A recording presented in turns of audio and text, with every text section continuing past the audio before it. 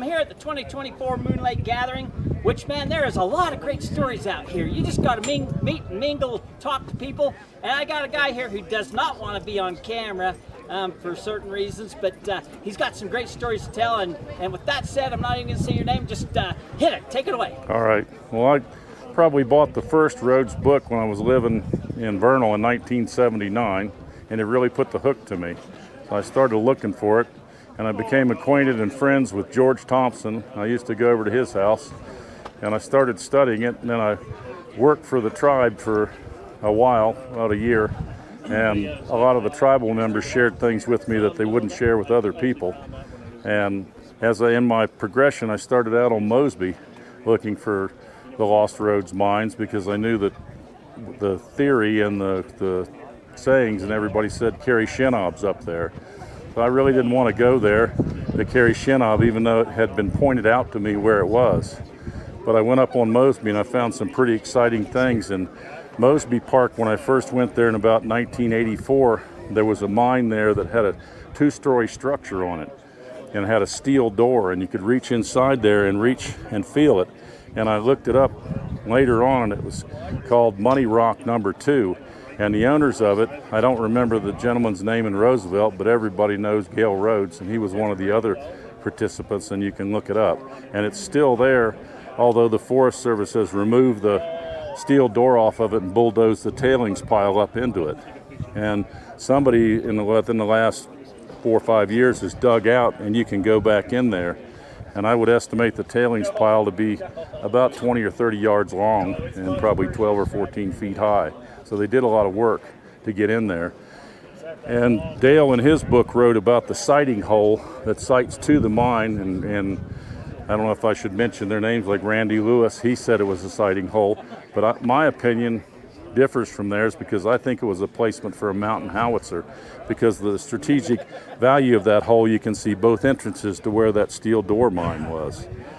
And that's one of the many things, and it's close to Ice Cave Peak, but it is in Mosby Park. And as I was exploring the Ice Cave Peak region, a friend of mine told me that his dog fell in from the ice pile and came out another hole. So my opinion is the ice cave has potential of being either a storage for the Spaniards or a potential mine. And it seemed like every time I would go up there, a group of Indians would show up and just chit-chat or whatever down from where I was. And I never did anything other than go into the ice cave and then leave. And a man named Ray Goodrich, who's passed away now, had a garage in Tridell, told me that he ran a sawmill up there many, many decades ago and found a pyrite outcropping. And I asked him to tell me where it was. He wouldn't. But it was if you head towards Paradise, there's a pond there called Mill Pond, and that's where the sawmill was. So somewhere geographically in that area, I was never able to pinpoint it. But that's some of the start of it. And then started progressing over into Rock Creek when I worked for the Upper Stillwater Dam and worked for Caterpillar, and I'd always get over there and I'd get a chance to explore around the Rock Creek area. And last year, after the fire, may have been 2 years ago, my memory's not that good, I was prospecting up the creek that comes out of Miners Gulch there, dragging a hand sluice, metal detector, pan, and several bottles of water. To my chagrin, crawling over deadfall, and as you can imagine, as the day progressed and the higher that I got, the more exhausted I became. So I went up the hillside, and it was about like climbing up loose bentonite or sand, and I had to stab it with my hand pick and drag this other stuff behind me. And when I got up to the top, there was a formation up there that I saw a well-defined square hole in there. And it would have taken something to get up to that hole. It was about 10 foot above where I was standing, and at the time it was getting dark. I mean, I'm sure I could walk right back to it now, because it's in the rock. It's in that formation of rock there. And I left it, came back, and went down, and was never able in the past couple of years to get back there. So it's been either a year or two. But I'm quite sure that that's a mine opening facing to the west, because the sun was shining in it when I came up there, and I hiked my way all the way back down. But I've seen some interesting things, and another gentleman named Maxwell that just passed away, Did he just pass away? He passed away about 6 Dang. months ago. I wanted to interview him. I used to spend some time in Rabbit's house, and he showed me many things that he had. And Treasure Hill, according to Rabbit, now this is his story, he was mining in there for the Indians to move those gold bars. And he never broke through into there because they found the other entrance. And he says they've changed the gold bars from Treasure Hill. That was from his mouth to my ears. Huh? And the Indians told him if he had one of the Indians, I'm sure was a friend of his, said if you had broken through there, it would have been the last thing you ever saw. Huh? That we weren't planning on letting you leave alive if you saw the treasure. Really? And that's what he told me. And I spent several hours in his living room in Hannah, and he's gone to the great afterlife now. So yeah, I wanted to talk to him. So you was telling me that they shot at you? Well, unfortunately, I couldn't resist it was pointed out to me where Carrie Shinob was. And when they pointed up on the mountain, another guy, and I won't mention his name because he's a Native American, he may still be alive. He invited me hunting, and he said, would you like to go hunting with me, deer hunting? And I said, well, it's not season. He said, we can kill it any time of the year. So he blessed himself with some sagebrush, and I said, does that work? And he blessed me with it. And I think it was more, I'm not a Native American religious person or whatever, but I think it was more to get the smell off of you, because we walked so close to some deer, and I asked him if he wanted me to shoot one. He said, no. I said, if you want one, take one. I didn't. And behind him was a well-defined mine. And I asked him, I said, what's up with that mine? And he repeated back to me, what mine? And I said it a couple of times. He said, I don't see anything. But it was definitely, and I found out later that it belonged to the Murrays. And I don't know whether it was Chunky Murray or, any of them. He was related to the Murrays, but his last name wasn't Murray. And then he pointed out to me where it was, and he said, it's sacred ground, don't go up there. And it was above this mine that they were mining in the White Rocks area. I'm not going to tell exactly where it is, but because they asked me not to. But, greed or whatever you want to call it got the better of me, and I had my wife let me out right at dusk, and I spent the night on the mountain searching for it. The next day, I was walking around the mountain and I heard a bullet go past my head, and I've been in the military, so I know what they sound like. They go, pew! Then I heard the report of the rifle, and I dropped to the ground trembling like a wet dish rag, and I came up with my rifle and scope and was trying to get his position. I've been trained in different parts of the military, and he wouldn't fire another shot or wouldn't move that I could see, and I thought, you're making a big target by coming up above this log. So I laid down there for probably a couple hours wondering what my next move would be. Anyway, I left there when it started getting dark, and I was living in La Pointe, and I walked all the way down the mountain that night. It took me all night to get back down, and being terrified that he may be waiting for me. And I didn't really find Shinob, but I knew I was really close. And I saw some stone things that were around there. It looked like a table. It looked like it was well manufactured by ancient civilizations. But be that as it may, I'm probably pretty glad that I could be here now. If I had found it, I probably wouldn't. About 2 months later, I was up in the Hilltop Bar Cafe above Fort Duchesne there, and I'd ordered a beer. It was 2:30 in the day, and there really wasn't anybody in there.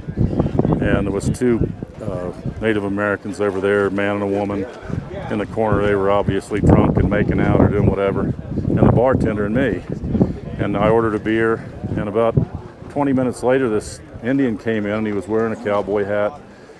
And I turned to him and said, pretty hot out there, isn't it? He never answered me. He didn't say a word. He just looked straight forward. And I said, you don't talk to people when they speak to you? Not a word. About 10 minutes later, after the bartender came out, or it wasn't even 10 minutes, a few minutes later, the bartender came out and he said, give me a Budweiser, and he set him up a bottle of beer, and he never touched it. He paid the bartender, and the bartender went back in the back, and he turned to me, stone cold, looked me in the eyes and said, don't go up there again. You've been warned. If you go up there again, you'll just be one more dead white man on the mountain. If you weren't so loved on this reservation, you would be a dead man today. And he left. And it still kind of gives me fear thinking about that, because I never went back up there. I've had people ask me, will you point it out? And I said, I can point you the general direction, but I would really advise you not going up there, because I still believe to this day they watch that area. And I asked tribal members about it, and they said, it's our sacred ground, and white men would abuse it and destroy it, and we're not going to allow that. And I was in the military at the time, and they pressed me about going up there, and then they actually, I don't know how to say other than detained me, and I went back to, because I saw when I was up there, and this part of the story I kind of left out, there was a deuce and a half, which is an Army 6x6, pulling a tanker behind it, which would be water. And I thought, it's kind of, I don't want to make this sound like a Rambo story or anything, because I'm not that guy, but that night, before I went back to the point, other than the shot firing at me, a ranger team came up the mountain in a modified wedge formation, because I know what they sound like being trained, giving signals to each other. And when I was detained and sent back east, they said that the gold in Utah, as well as the gold in a lot of places in America, is part of our national treasure. Really? And it's easy to do a flyover with a satellite. And while I was being detained, I was in the latrine going to the bathroom, and a guy walked in, and he had safety glasses on, or band around his head, because that's part of a fighting technique that I tend to do, is stab you in your eyes, because it's just whatever. And he crossed his arms and asked me if I wanted to mess with the marble bull. And I said, I got nothing against DC. I don't know what you guys have against me. He said, you think you're here out of your own free will? You were up on that mountain that night. I could have shot you. I had you in my sights. And they ordered me and said, do not fire. I say again, do not fire. And I came down off the mountain, was shipped from Utah back to Virginia. That's where I'm originally from. My father and mother are buried in Arlington National. I got military in my family all over. And this guy told me that he could have shot me. And I was pretty arrogant young, and I called him, and I won't say chicken ass. Why didn't you? My troubles would be over. And he said he followed orders. He clenched his fist and screamed at me and went out of the room. And I followed him, and I saw him go to a payphone and pick up the phone and said, yes, sir, he got the message loud and clear. I think he understands now. And hung the phone up. And I stayed there for about 3 months, under detention. And a man came in, and he said, and I had met several other people that told me that just leave it alone. And who do you think you are? Indiana Jones? And one guy handed me a copy of the Book of Mormon. And when I pulled his card out of there, it said Office of the Attorney General in the Pentagon. And he said, you'll have no more trouble with this. And I kept that card for many years, because I thought, this is my get out of jail free card, and I put it back in there. And when they released me, and I discharged and got my DD-214 from the military, I said, that's it. And I haven't gone back up there since. I've gone on Mosby, but I won't go on that part of the mountain at all. So Matt, let me see if I get this right. You're telling me the military is guarding that? Is that what you're saying? The Indians guard it, but they don't have, if they have trouble, they call in backup. All they have to do, there's a lot of them that are in the military, and they're very, very, they consider the military sacred. I don't know how the pieces fit together. If I knew, I could tell you exactly how that puzzle worked. But being detained, pulled out of my house, and taken away against my free will, and being told that, military. I'm just, yes. Wow. If they were not guarding it, why would they tell me that? Yeah. You were in the military at the time. Yes. Yeah, I didn't have any choice. You were under orders. You follow orders or you go to jail, that's it. Yeah, I won't mention the 2 branches that I've been in, but, well, I could. It's Army Air Force. I've been in both of them. And that's just the way it happened to me. And What mountain was that? that was up on Mosby Mountain. They knew with my training that had they shown themselves, or I didn't even think about firing back, because I stood up on that mountain as I knew they were. I've been trained in how their teams move. I laid my rifle down because I thought if I stand up with it in my hand, they're going to kill you. I picked up a rock and threw it down at them and screamed at them, "Come up and kill one of your own. Go ahead." So you knew they was military. I knew they were. I knew. So it was more than just one person. You knew. There was a 7-man team. Huh. Because I know what they move like. I know how they move. I know what they do. and there was 2 helicopters in the air triangulating my position. Really? They actually gave me an award for E&E, escape and evasion. Really? Yes, stood me up before them and handed me an award. I was really confused then. I mean, but that's our military. I mean, what can I say? This is a true story, my hand to God. I mean, that's what happened to me. So, What were you doing? Sorry, I got in at the last of it. You got anything you want to ask? What were you doing up to get the first of the story? looking for Carrie Shinob, and it had been pointed out to me by the natives the area that it was, and it wasn't a, oh, here it is. It was like it's up there. And But you had a rifle with you. yeah, I wasn't going to go up there unarmed. You know, Why do you think the Indian took you up there to go hunting when you didn't? we were friends, and I had worked at the tribe, you know, and they had I had ingratiated myself to them and them to me, and he wasn't, you know, it wasn't like he took me to Carrie Shinob. I'll also make that perfectly clear. I've never seen it. I don't know where it is. I know about where it is, but it can stay there as far as I'm concerned. You know, I'm semi-retired now. I'd like to live out the rest of my life in peace, and I don't think that anybody going up there. And I asked a couple tribal members, what's the problem with people getting this gold and producing it? They said, well, they don't want the interference from white people, and they've seen gold mines the way it is, and it ruins the water, it ruins the fish. You know, if you get a bunch of people in there and a big production, it'll destroy the land. And the other thing is, it's ours. And I said, well, why would you care if somebody else helped you mine it or that? They said, well, why wouldn't you do it now? And they said, well, we've got oil. Maybe when the oil runs out, we'll start producing the gold, but we're not going to do it now. Do you think where they were watching, is that tribal land? It's absolutely tribal land. There's no doubt. I had trespassed. I spent a lot of time in. Well, if you go up the Mosby, you go up that Mosby Road, there's a smelter, and it's there, and they don't care if you look at it. As soon as you pass the Little Water Hills, yes, and there's a red mountain right next to it. I saw it when it was semicircle. Now it's been pretty much destroyed. I had pictures of it, and everything on that side of the road, and until you cross the tribal treaty boundary road, is Indian land on the would be the west side. It's Little Water, yeah, Little Water Hills. Yes. So with that said, man, I appreciate you telling your story. Well, let me say one more. Let me say Okay. one more thing. Okay.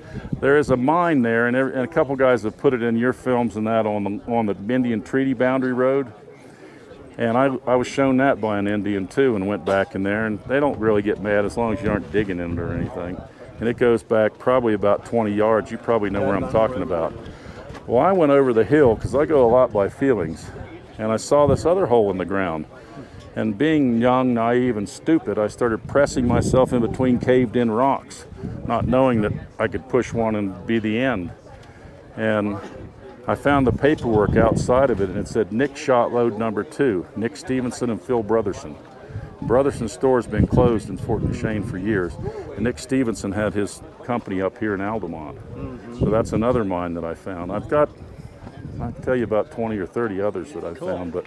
So, man, I got to get set up for this, so I appreciate you sharing my story, but that's one reason why you come to the Moonlight Gathering, and this is 2024, because you never know what stories you hear. You guys got to hear a great story, man, and thank you for sharing. No problem, thank you. And that's a wrap.